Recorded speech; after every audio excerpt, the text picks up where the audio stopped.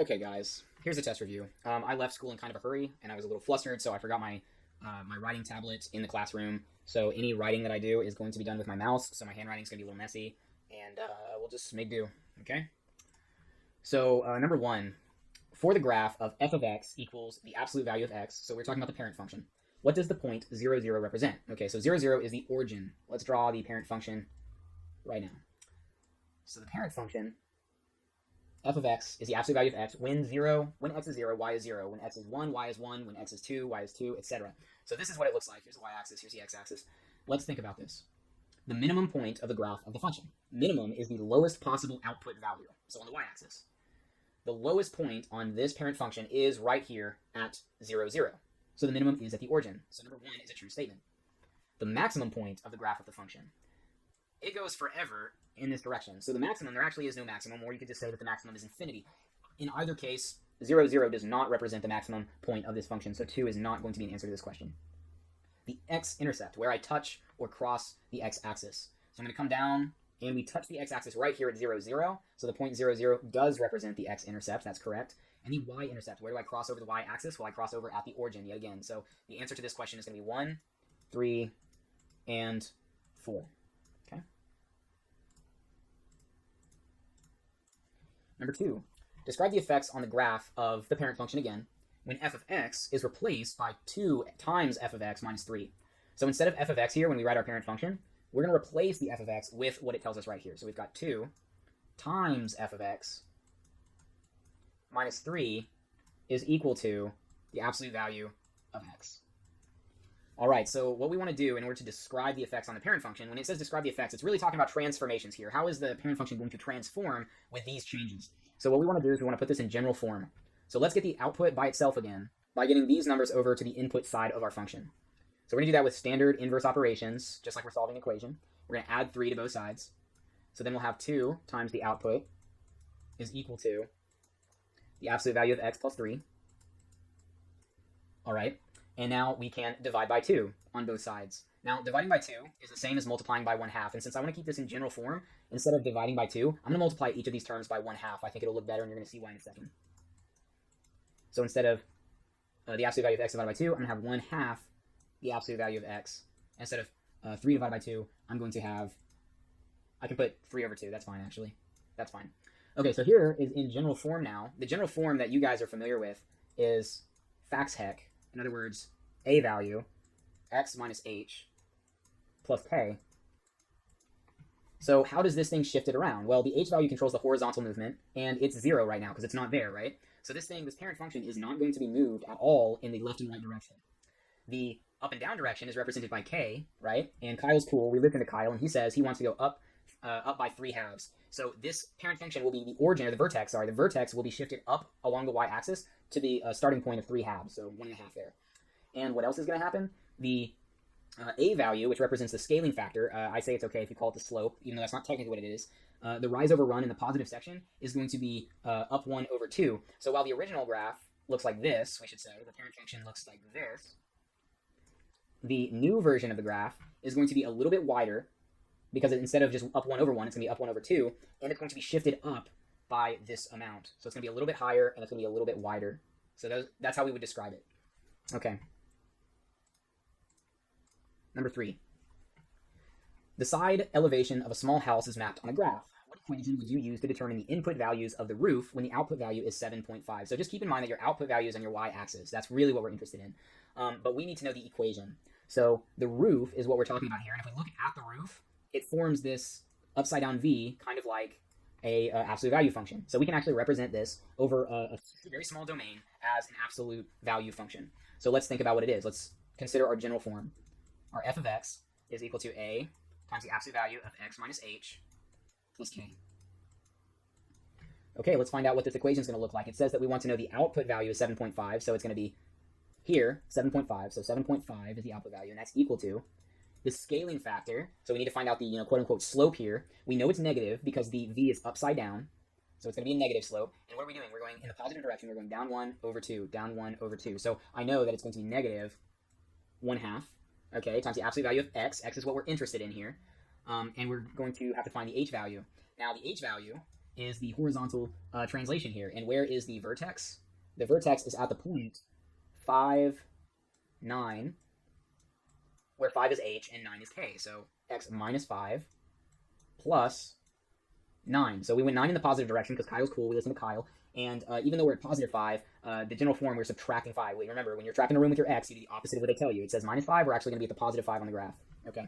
So this here, you're done. It didn't actually want you to solve it. It just said it said, what is the equation? What equation would you use? And this is the equation I would use. So that's really what we're looking for. And so what are the x values of this? If we really wanted to use a graph to solve this equation represents the roof, right? And we're interested in the output value being 7.5, so halfway between 7 and 8. So the x values that we would get would be right here and right here. Those are our two solutions to this problem. Of course, it's not asking for the solution, so let's move on to the next one.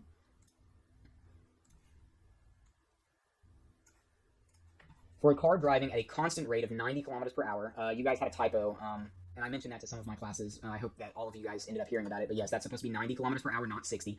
For a car driving a constant rate of 90 kilometers per hour, the table represents distances from a historical mile marker on the highway as a function of driving time.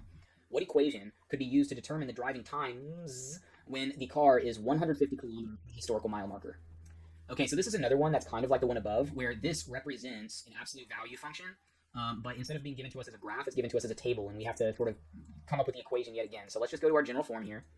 F of x is equal to ax hec, a times the absolute value of x minus h plus k. Okay, so let's imagine what this thing looks like. It already tells us that we're driving at a constant rate of 90 kilometers per hour. So once we get to that mile marker, we're going up by 90 each time. For every 1 hour that we go on the x-axis, we go up 90 kilometers on the y-axis. So we actually know the slope already. The slope, or the scaling factor, is going to be equal to 90. Right? Imagine what this looks like here. I'm going to draw a graph. I only have to draw the first quadrant because I only have positive numbers in the x value, right? So I've got 0, 1, 2, 3, 4, 5, 6, 7, 8. And at 0, I'm up here at 360. And then at 4 on the x-axis, I'm at 0. So I'm down here, and this point would be 4, 0. And the absolute value is symmetrical, but it looks like a V extending like this, kind of. It's not going to be to scale, because I can't draw it to scale with a mouse. But anyway, this is kind of what it looks like. So the slope here is going to be 90, or the a value is going to be 90. We have x minus h. So where is our vertex? Our vertex is at 4, 0, so minus 4. Since we're subtracting 4, it means we went 4 in the positive direction.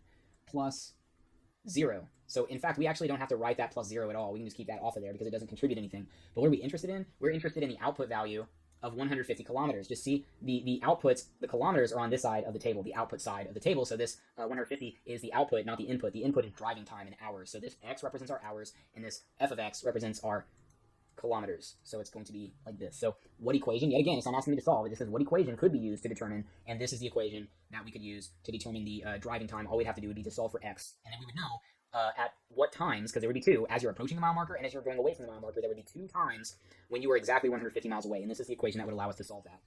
All right, next question. What is the value of x in the equation below? Okay, so this is a very straightforward one. We're just going to kind of solve it according to our method. The first step for solving an absolute value equation is to get the absolute value bars all by themselves on one side of the equation. So if we start with this, we need to get rid of our positive 14, and we need to get rid of our positive 6. Then we'll just have the absolute value bars. So what I'm going to do, just so I don't have to write as much, I'm going to go ahead and make my first step to subtract 14 from both sides. So I'll have 6 on this side, x plus 7.5 in my absolute value bars, and I'm going to go ahead and subtract 14 from both sides. And on this side, 14 minus 14 is equal to 0. So I actually already know at this point, let's just keep going. I'll make that point in just a second. So in order to get rid of the 6 and get the absolute value bars by themselves, I need to either divide both sides by 6 or multiply each side by 1/6. It's the same operation. So divide by 6, divide by 6. 6 divided by 6 is 1, so they effectively cancel out. And 0 over 6 is 0. So we have x plus 7.5 is equal to 0. And I know that this only has one solution because when we try to solve for the positive case and the negative case, well, I mean, there's only one 0. There's no positive 0, negative 0. It's just 0. So all we have to do is consider the equation x plus 7.5 is equal to 0. And I think you can see where this is going. If I subtract 7.5 from both sides, I find that x is equal to negative 7.5. And that is the only solution to this absolute value equation. Okay.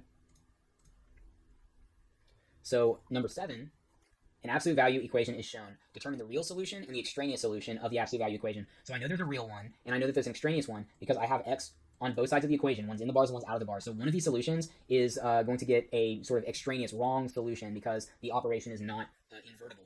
So let's just take a look. Let's start solving this and see. The first step is the same as always. We're going to get the absolute value bars by themselves. So I'm going to need to subtract 4 from both sides of this equation. So that will leave me with negative 2 times 2x minus 8, or the absolute value of 2x minus 8. And I subtract 4 from both sides, so I'll have negative 6x, which, by the way, there's a typo here. It says negative 4. It's negative 6 now. Sorry, guys.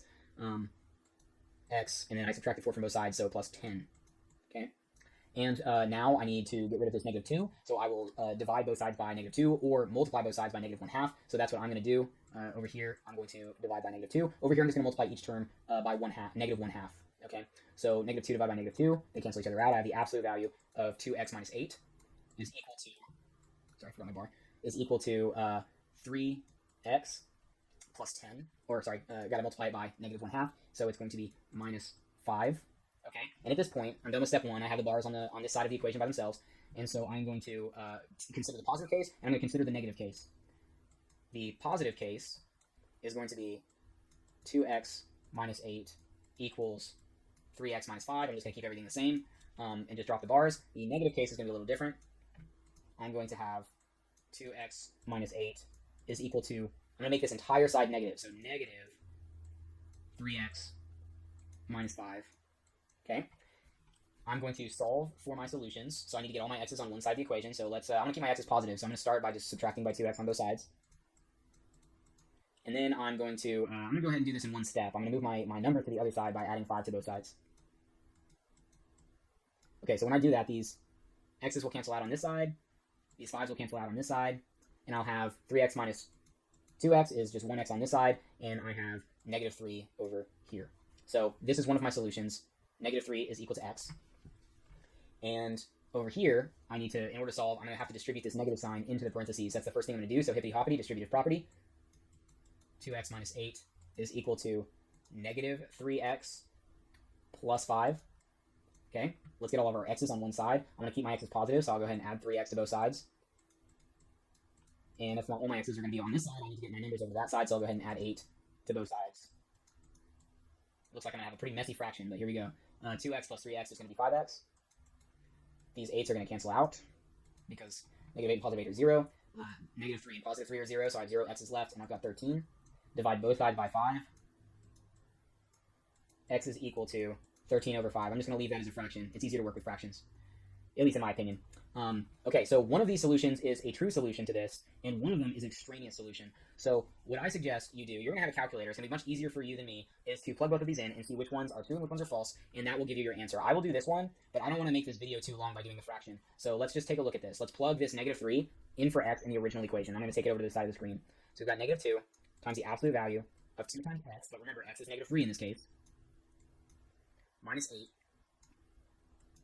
plus 4.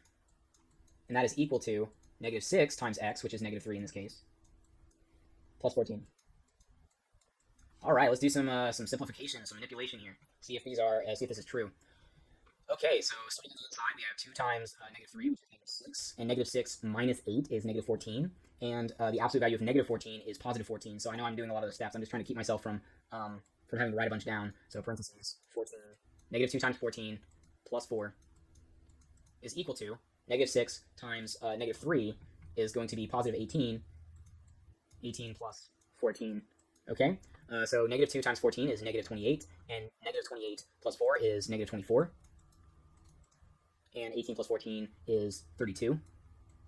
So this one is going to be my extraneous solution. It is incorrect. Okay, so the other one has got to be the correct one, or so I think. But the way to be sure would be to just go ahead and plug that into your calculator, and you guys can let me know, but I don't want to spend too long on one problem. So let's move on to the next one.